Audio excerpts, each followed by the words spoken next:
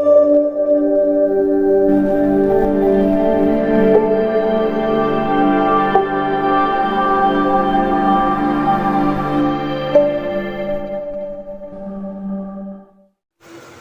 علیکم ورحمۃ اللہ وبرکاتہ۔ معزز طلبہ کرام، امید ہے کہ آپ لوگ خیر و عافیت کے ساتھ ہوں گے۔ آج میں آپ کے سامنے ٹویل اردو کہکشاں چیپٹر نمبر 15 لے کر حاضر ہوا ہوں، جو اکبر الہ آبادی کا ہے، اور انہوں نے جو ظریفانہ نظم لکھا ہے وہ برق کلیسا کے نام لکھا ہے۔ آئیے اسے دیکھتے ہیں کہ اکبر الہ آبادی نے اس ظریفانہ نظم کے ذریعے کس کو نشانہ بنایا ہے، کس کو ہدف کا ذریعہ اور سبب بنایا ہے۔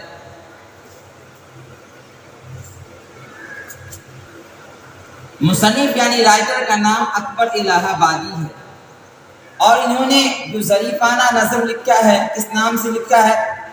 برق کلیسا کے نام سے لکھا ہے۔ اب اس کے بعد اکبر الہ آبادی کا پورا نام کیا تھا؟ اکبر الہ آبادی کا پورا نام اکبر حسین تھا۔ ان کی پیدائش 1845 عیسوی میں کہاں ہوئی؟ 12 ضلع الہ آباد میں۔ ضلع کا نام الہ آباد ہے اور گاؤں کا نام 12 ہے۔ بعض لوگوں نے 1846 بتایا ہے، جو درست نہیں۔ ان کے والد کا نام کیا ہے؟ تفضل حسین، اور دادا کا نام سید فضل محمد۔ اکبر کا بچپن داود نگر اور سورام میں گزرا۔ کہاں؟ داود نگر اور سورام میں ان کا بچپن گزرا ہے۔ 1856 عیسوی میں ان کے والدین الہ آباد میں آباد ہو گئے۔ والدین یعنی ان کے ماں اور باپ دونوں۔ اکبر کا داخلہ ایک مشن اسکول میں ہوا، یعنی انہوں نے پڑھنے کے لیے اپنا داخلہ کہاں کرایا؟ ایک مشن اسکول میں۔ اس سے پہلے گھر پر اردو، فارسی، انگریزی، عربی اور ریاضی کی ابتدائی کتاب پڑھ چکے تھے۔ اس سے پہلے گھر پر اردو، فارسی، انگریزی، عربی اور ریاضی کی ابتدائی کتاب یعنی شروعات میں جو کتاب پڑھائی جاتی ہے وہ کتاب یہ پڑھ چکے تھے۔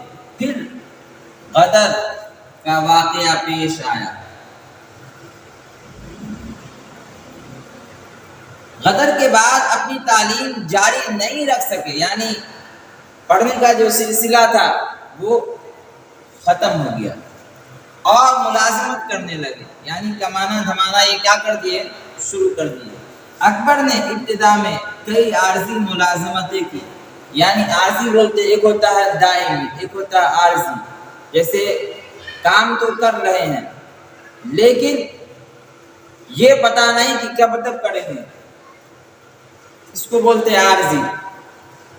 مثلا عارضی نویسی، سررشتہ داری، نائب تحصیلداری، مسل خانی وغیرہ۔ بعد میں انہوں نے وکالت کا امتحان پاس کیا اور وکیل ہوئے۔ پھر اس کے بعد ان تمام عارضی ملازمتیں کرنے کے بعد پھر یہ وکالت کا امتحان پاس کیے اور وکیل ہو گئے۔ وہ منصف اور سب جج بھی رہے۔ کون؟ اکبر الہ آبادی۔ اور الہ آباد میں عدالتی منصفی سے دسمبر 1903 عیسوی میں ریٹائر ہو گئے۔ 1903 عیسوی میں ریٹائر ہو گئے، اور انہیں 1898 عیسوی میں خان بہادر کے خطاب سے نوازا گیا۔ کس کو؟ اکبر الہ آبادی۔ اور اکتوبر 1910 عیسوی میں ان کی بیوی کا وصال ہو گیا، یعنی انتقال ہو گیا، اور ان کا انتقال 9 ستمبر 1921 عیسوی کو ہوا۔ کہاں؟ الہ آباد میں وفات پا گئے۔ اور اکبر اودھ پنچ کے 9 رتنوں میں سے تھے۔ اکبر الہ آبادی اودھ پنچ کے 9 رتنوں میں سے تھے۔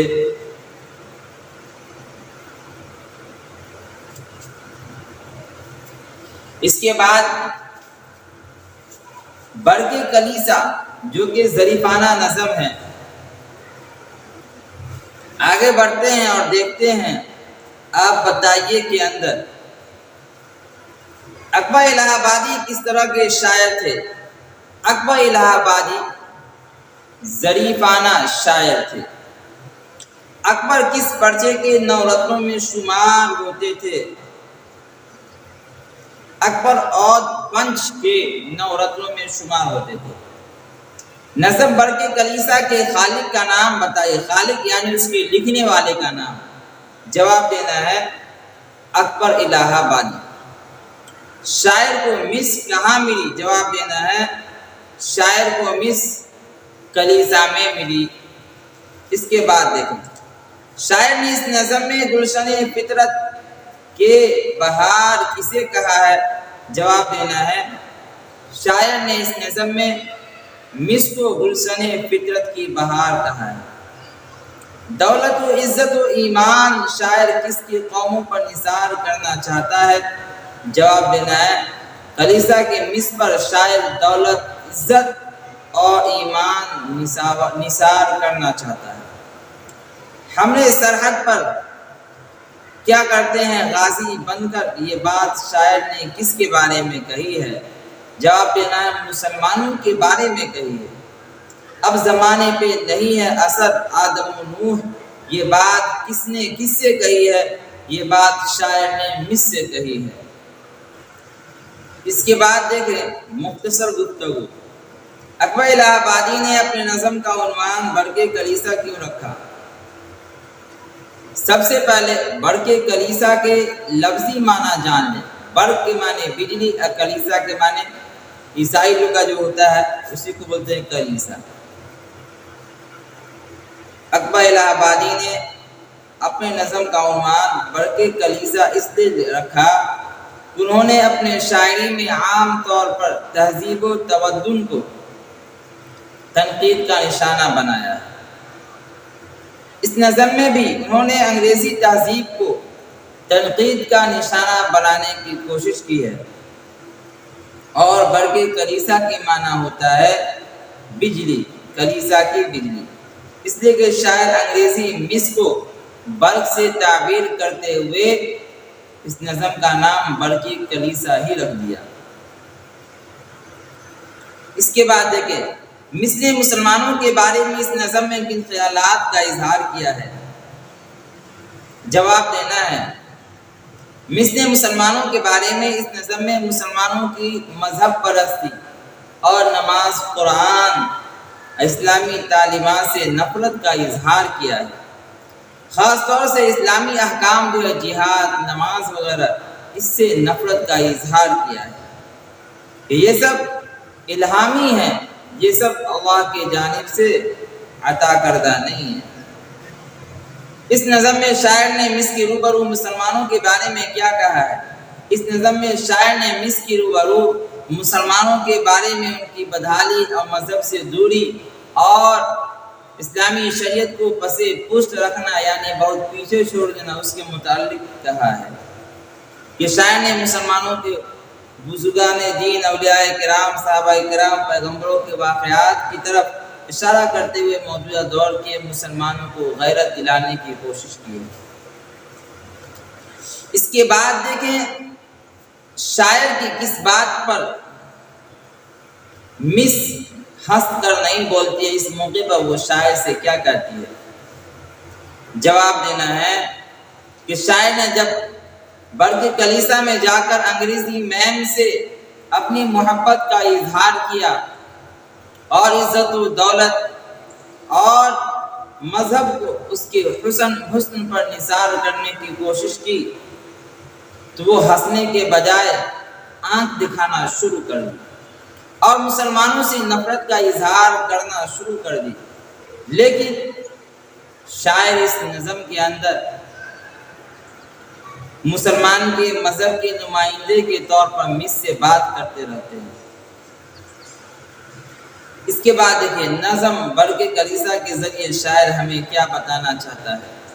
جواب دینا ہے، نظم برق کلیسا کے ذریعے شاعر ہمیں یہ بتانا چاہتا ہے کہ اسلامی تہذیب اور تمدن اتنی پسماندہ ہو چکی ہے، اتنی پیچھے ہو چکی ہے، اور مسلمان نوجوان مذہب سے اتنے دور ہو چکے ہیں کہ آج کے دور میں نوجوان اپنے دین کو چھوڑ کر ایک عارضی محبت کے پیچھے پڑ گیا ہے اور اس کے لیے اپنے دین و ایمان کو چھوڑنے کو تیار ہے۔ اس کے ذریعے شاعر نے مسلمانوں کو طنز کا نشانہ بنایا۔ اس کے بعد دیکھیں طویل سوالات۔ نظم برق کلیسا کا خلاصہ تحریر کیجیے۔ جواب دینا ہے، نظم برق کلیسا یہ اکبر الہ آبادی کی لکھی ہوئی ایک نظم ہے جو کہ مزاحیہ ہے۔ اس نظم میں برق کلیسا کو شاعر نے علامتی طور پر پیش کیا ہے۔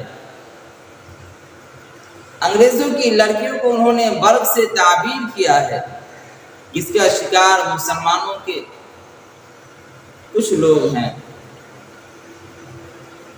چنانچہ فرماتے ہیں کہ ایک دن میں کلیسا میں گیا تو ایک حسن و جمال کی نمونہ یعنی مس، جب میں نے اس کو دیکھا اور اس کو دیکھ کر میں نے اس پر اپنے مال کو، اپنے جان کو نچھاور کرنے کی کوشش کی تو وہ تیور دکھانا شروع کر دی، آنکھ دکھانا شروع کر دی، اور شاعر اپنے مال کو بھی اس پر نچھاور کرنے کی کوشش کر رہے ہیں، اپنی عزت کو بھی اس پر نچھاور کرنے کی کوشش کر رہے ہیں۔ اس کے بعد مس تیور چاہ کر محبت کو قبول کرنے کے بجائے تمام مسلمانوں سے نفرت کا اظہار کرتی ہے، اور شاعر مس کی تمام خرافات کو سن لیتا ہے۔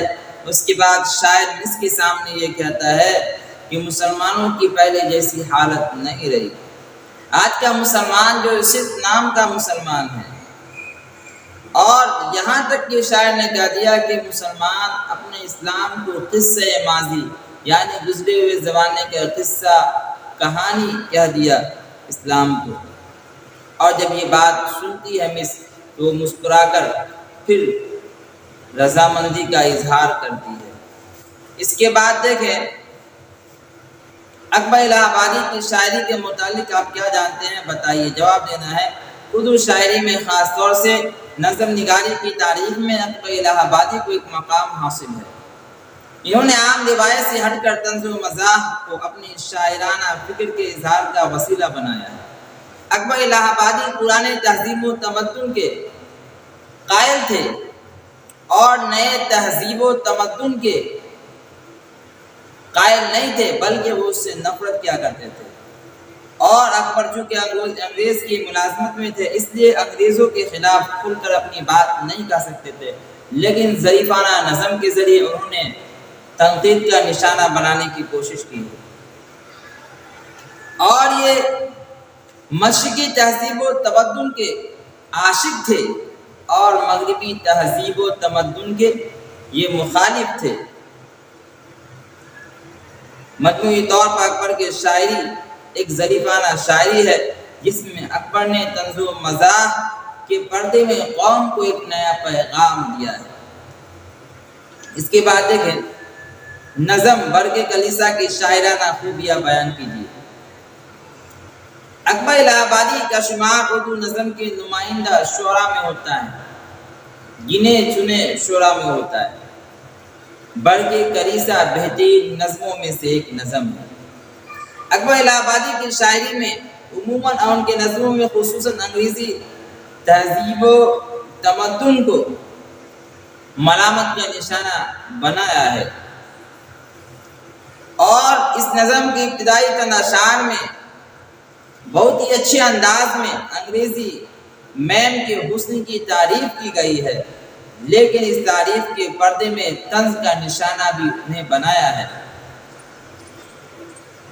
اس نظم میں شاعر نے مسلمانوں کی بدحالی اور مذہب سے اپنے آپ کو دور رکھنا، ان تمام چیزوں کو بیان کرنے کی کوشش کی، اور مسلمانوں کو اس تنقید کے ذریعے، اس طنز کے ذریعے نشانہ بنایا ہے۔